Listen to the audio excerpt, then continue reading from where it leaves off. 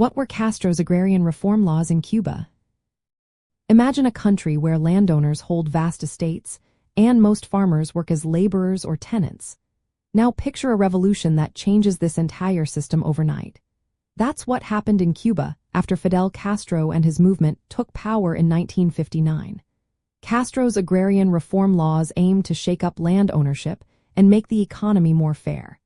These laws were a big part of the Cuban Revolution and shaped the country's modern history.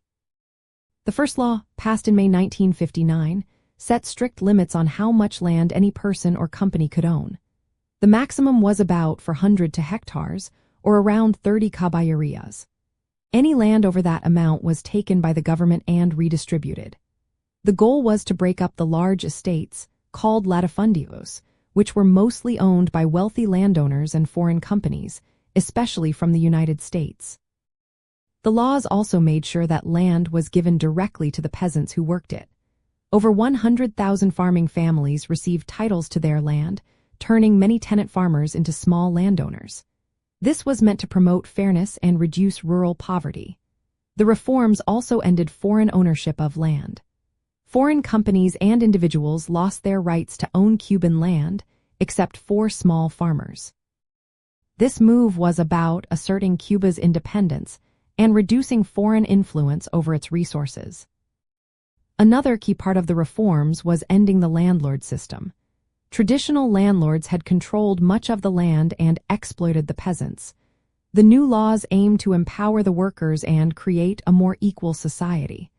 This was a big step for Cuba, symbolizing the revolutionary ideals of justice and sovereignty. Economically, the reforms helped many small farmers, but they also created some challenges. Many small farms were inefficient and lacked access to modern technology or capital.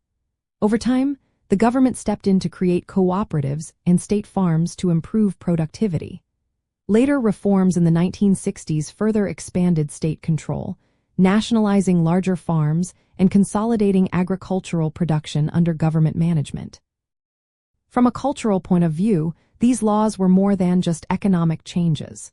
They reflected Cuba's fight against colonial and neocolonial exploitation. The reforms became a symbol of the revolutionary effort to reclaim land, dignity, and independence. They remain as a defining part of Cuba's identity and its history of social change in Latin America.